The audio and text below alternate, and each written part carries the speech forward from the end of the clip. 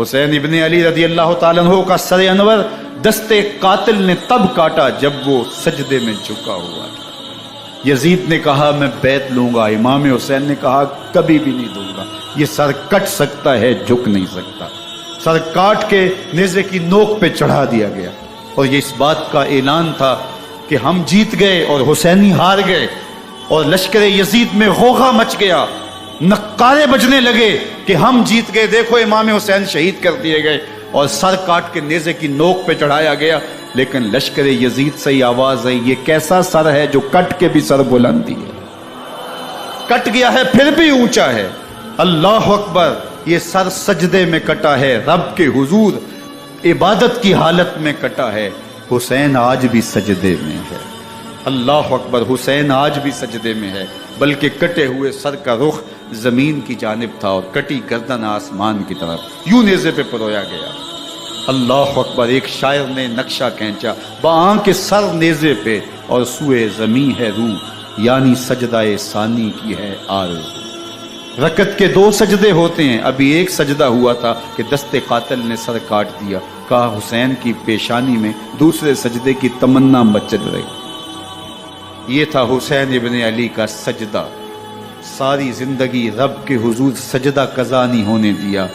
آج پانی نہیں ہے، اللہ اکبر، آج تیمم کر لیتے ہیں، آج اپنے خون کو اوڑ کر کے حسین نے اپنی پیشانی اپنے مالک کے حضور جھکا کر کے عظیمت کی وہ انوکھی داستان رقم کر دی کہ صدیاں گزرنے کے باوجود بھی ان کی یادوں کے چراغ روشن ہیں۔ جب حضرت امام حسین اور دوسرے آیان و انصار کو شہید کر دیا گیا تو ان کے سر نیزوں کی نوک پہ چڑھا دیے گئے۔ حضرت امام حسین کا کٹا ہوا سر اور باقی 71 افراد کے کٹے ہوئے سر نیزوں کی نوک پہ، اور 10 سواروں کو ابن سعد نے کہا کہ ان کو رون دو، اور گھوڑوں کی ٹاپوں تلے حضرت امام حسین رضی اللہ تعالیٰ عنہ اور ان کے آوان و انصار کو جو ہے وہ روندا گیا، حتیٰ کہ ان کی استخوان مبارک، ان کی ہڈیاں بھی چور چور ہو گئی۔ روننے سے قبل ان کا لباس اتار لیا، ان کے کپڑے اتار لیے گئے۔ اللہ اکبر، کیسی دردناک گھڑیاں تھیں۔ یزید کا صرف یہی بد کرداری کا مرحلہ نہیں تھا، اس کربلا کے صحرا کے اندر یزید نے جس طرح امام حسین رضی اللہ تعالیٰ عنہ کو شہید کیا اور حضرت امام حسین کے خاندان کو شہید کیا، جب مدینہ المنورہ پر یزید نے مسلم بن عقبہ کو مقرر کیا، جس کو بزرگوں نے مصرب بن عقبہ کہا ہے، تو اس کو کہا 3 دن تک مدینے کا حرم تمہارے لیے حلال ہوگا، جو چاہو تم کرنا، اور شامی فوجوں کو اجازت ہوگی۔ تو وہاں بھی انہوں نے 10,000 تابعین اور 700 صحابہ کو شہید کیا۔ حضرت ابو سعید خدری رضی اللہ تعالیٰ عنہ گھر سے باہر نکلے، کافی بوڑھے ہو چکے تھے، تو انہوں نے حضرت ابو سعید خدری کو پکڑ لیا، کہا تم کون ہو؟ کہا مجھے ابو سعید خدری کہتے ہیں۔ تو کہا ہاں تمہارا نام سنا ہے، اور داڑھی سے پکڑ کے کھینچا اور کہا کہ ہے تمہارے پاس جو ہمیں دو؟ تو کہا کہ میرے پاس تو کچھ بھی نہیں، میں تو فقیر آدمی ہوں۔ تو ان کے گھر ان کو لے گئے، تو 2 کبوتر رکھے تھے حضرت ابو سعید خدری نے، تو وہ کبوتر لوٹ کے لے گئے۔ اللہ اکبر، حضرت ابن سنان رضی اللہ تعالیٰ عنہ کو جو حضور کے علم بردار تھے فتح مکہ کے دن، ان کو ستو پہلے پہ لائے اور پھر ان کی گردن کاٹی گئی، اور کہا یہ ہے وہ ستو جو تم زندگی میں آخری بار پیو گے۔ ایک گھر میں داخل ہوئی شامی فوج، تو ایک خاتون کے ابھی بچہ پیدا ہوا تھا، اور قابلہ نے، دائیا نے وہ بچہ ماں کی چھاتی پہ لٹایا، اور وہ ماں کا پہلا دودھ پی رہا تھا۔ تو یہ جا کے کہنے لگے نکالو تمہارے پاس جو کچھ ہے۔ تو اس خاتون نے کہا تم جانتے ہو یہ بچہ کون ہے؟ انہوں نے کہا ہم نہیں جانتے۔ کہا یہ حضرت ابن ابی کبشہ انماری رضی اللہ تعالیٰ عنہ کا بچہ ہے، اور یہ وہ صحابی ہیں کہ جو بیت الشجرہ کے موقع پہ حضور کے ہاتھ پہ بیعت کرتے ہیں۔ انہوں نے اس چیز کا لحاظ نہ کیا کہ جو کچھ ہے وہ ہمیں دو، ورنہ تیرے بچے کو نہیں چھوڑیں گے۔ تو ماں بچے سے مخاطب ہو کے کہتی ہے، ابھی بچہ پیدا ہوا ہے اور ماں سے پہلا دودھ پی رہے، کہ بیٹے اگر میرے پاس کچھ ہوتا، وہ قیمتی سے قیمتی چیز بھی ہوتی، تیری جان کے لیے قربان کرتی، لیکن اس وقت میرے پاس کچھ ہے نہیں۔ تو ایک شکی آگے بڑھا اور بچے کو ایک ٹانگ سے پکڑ کے کھینچ کے دیوار کے ساتھ پٹک کے مارا، جس سے دماغ کا بھیجا نکل گیا۔ کیا کیا زیادتیاں نہیں کی. 700 صحابہ حرہ کے واقعہ میں شہید کیے یزید نے، اور 10,000 تابعین شہید کیے. مسجد نبوی میں منبر رسول کے ساتھ گھوڑے باندھے، اور وہ منبر رسول اور مصلی رسول کے قریب لید کرتے رہے. حضرت سید عبد المسیب فرماتے ہیں میں نابینا تھا اور حضور کے روضہ انور کے پاس بیٹھا تھا، اور یزید کے سپاہی آتے، جو بھی مسجد میں نظر آتا پکڑ کے لے جاتے. مجھے نابینا سمجھ کے چھوڑ دیتے، لیکن میں پریشان تھا کہ ظہر کا وقت ہوگا، عصر کا وقت ہوگا، مغرب عشاء کا وقت ہوگا، نہ اذان نہ اقامت نہ جماعت، تو کیسے مجھے پتہ چلے گا کہ نماز کا وقت ہو گیا، اور کیسی میری نمازوں کا کیا بنے گا. میں اس فکر میں بیٹھا تھا. لم ازل اسمع الاذان والاقامت من قبر رسول اللہ صلی اللہ علیہ وآلہ وسلم. فرماتے ہیں جب بھی پھر نماز کا وقت آیا، گنبد خضرا سے اذان کی بھی آواز آئی، اقامت کی بھی آواز.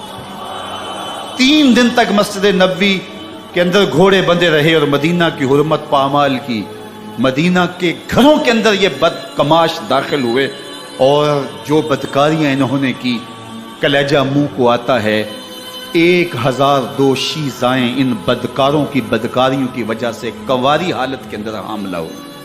3 دن تک مدینے کا حرم انہوں نے پامال کیا، اور پھر مکہ المکرمہ میں کعبۃ اللہ پر گولے برسائے، اور کعبہ کا غلاف جل گیا.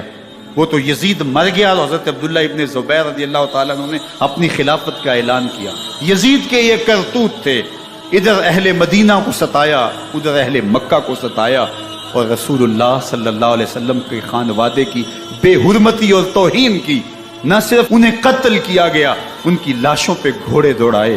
ابن سعد اور شمر جو ہے وہ خیموں میں داخل ہوا اور مخدرات اسلام کی چادریں چھیننے کی کوشش کی.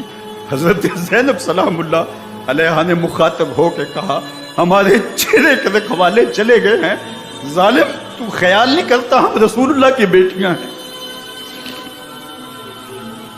حضرت شہربانو، حضرت زین العابدین اور حضرت زینب سلام اللہ علیہ، ان تینوں کو ایک اونٹ پہ باندھا گیا، اور باقی اونٹوں پہ باقی سادات کو، حضور کی شہزادیوں کو باندھا گیا، رسیوں میں جکڑا گیا، اور اونٹوں پہ باندھ کر کے کوفے کی جانب آگے آگے شہیدوں کے سر چل رہے ہیں، اور پیچھے یہ قافلہ چل رہا ہے. اور جب یہ قافلہ وہاں سے گزرا جہاں لاشیں پڑی تھی، امام زین العابدین 14 سال کے تھے اور بیمار تھے، اور ان کا حوصلہ نہ ہوا، وہاں غشی ان کے اوپر آنے لگی. اور وہ منظر ابن کثیر نے، باقی لوگوں سب نے لکھا ہے کہ پھر جب ان کی یہ حالت ہوئی تو پھر سیدہ زینب سلام اللہ علیہ، جنہوں نے ابھی تک بڑے حوصلے کے ساتھ ساری مشکلات کا مقابلہ کیا تھا، اب ان کے بندن ٹوٹ گئے اور آنکھوں سے آنسو بہنے لگے، اور سیدہ زینب نے امام حسین رضی اللہ تعالیٰ عنہ کی لاش پہ کھڑے ہو کے، اور وہ روندی ہوئی لاش، ٹوٹی ہوئی ہڈیاں، اور وہ پریشان بدن، کٹا ہوا سر نیزے کی نوک پہ، اور لاش یہ پڑی ہے. تو حضرت سیدہ زینب نے مدینے کی طرف منہ کر کے جو ہے وہ حضور سے فریاد کی، یا محمد آہو، یا محمد آہو، ھذا حسین بالآراء مزمل بالدماء، یا محمد آہو بناتوں کا سبایا. رسول اللہ، اے پیارے آقا، یا جدہ ہو، اے ہمارے نانا محترم، یہ دیکھیے آپ کا حسین پڑا ہوا ہے. بدن سے کپڑے اتار لیے گئے، خاک ہوائیں اڑا رہی ہیں، اور اس کے اوپر چادر جو ہے وہ مٹی کی پڑ گئی ہے. حضور آپ کی اولاد کاٹ دی گئی، اور پھر کہا بناتوں کا سبایا. حضور دیکھیے آپ کی بیٹیوں کے ہاتھ باندھ دیے گئے ہیں، اونٹوں پہ کس دیا گیا ہے.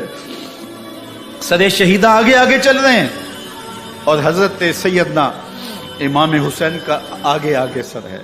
راستے کے اندر ایک جگہ آئی، رات گزری اور ان کو اتارا گیا. رات کا موقع تھا، ایک خاتون آئی اور اس نے کوئی کھانا پیش کیا ان کو، اور کہا کہ میں کسی زمانے میں حضرت سیدہ فاطمہ الزہرا کی نوکری کیا کرتی تھی، ان کی لونڈی تھی، ان کی کنیز تھی، اور آج مجھے پتہ چلا کہ آپ لوگ گزر رہے ہیں، تو میں نے کہا کہ میں اپنی مخدومہ کے خاندان کی خدمت کروں.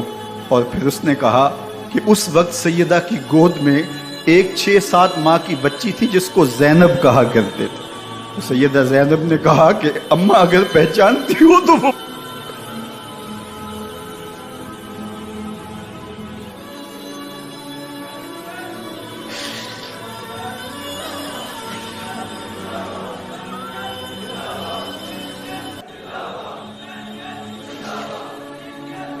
یہ تاراج اور لٹا ہوا کارواں پھر وہاں سے کوفے میں کیسے پہنچا، اور کوفے کے اندر سیدہ زینب سلام اللہ علیہا نے وہ یزید کے دربار میں، ابن زیاد کے دربار میں وہ جرأت آمیز جو باتیں کہیں، اللہ اکبر، زینب کی زبان میں علی کی خطابت بول رہی تھی، اور پھر دشمن اور دوست سارے رونے لگے، اور وہ کیا دل گداز منظر تھے، اور پھر یہ سروں کا قافلہ اور سادات کرام کا مشکیں کسی ہوئی ہیں اور اونٹوں پہ باندھے ہوئے، ان کو وہاں سے پھر قادسیہ اور قادسیہ سے پھر دمشق یزید کے دربار میں پہنچایا گیا، اور وہاں سے یہ لٹے ہوئے خانمہ برباد تاراج لوگ مدینہ المنورہ میں کیسے پہنچے، اور اہل مدینہ نے کیسے استقبال کیا، اور وہ منظر کتنا دلگداز تھا جب اہل مدینہ زینب سے پوچھتے تھے زینب حسین کہاں ہے؟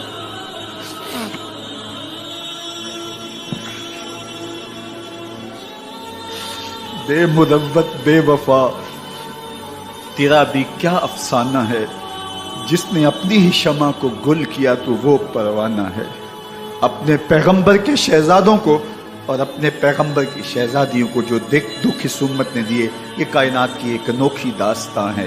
اللہ ہمیں اسوہ شبیری پہ عمل کی توفیق عطا کرے اور ان کے نقوش پاک کی برکتیں دے، اہل بیت کی محبت ہماری روحوں میں جذب کر دے، اور جس عظیمت کے ساتھ، جس حوصلے کے ساتھ انہوں نے دکھوں کو جھیلا، جو دہکتی آگ کے شعلوں پہ سویا وہ حسین، جو جواں بیٹے کی میت پر نہ رویا وہ حسین، جس نے سب کچھ کھو کے کچھ نہ کھویا وہ حسین، مرتبہ اسلام کا جس نے دوبالا کر دیا، خون نے جس کے دو عالم میں اجالا کر دیا، جو کہ سوزے غم کو سانچے میں خوشی کے ڈھال کے مسکرایا موت کی آنکھوں میں آنکھیں ڈال کے۔ اے حسین ابن علی تم پر سلام، نازش آل نبی تم پر سلام۔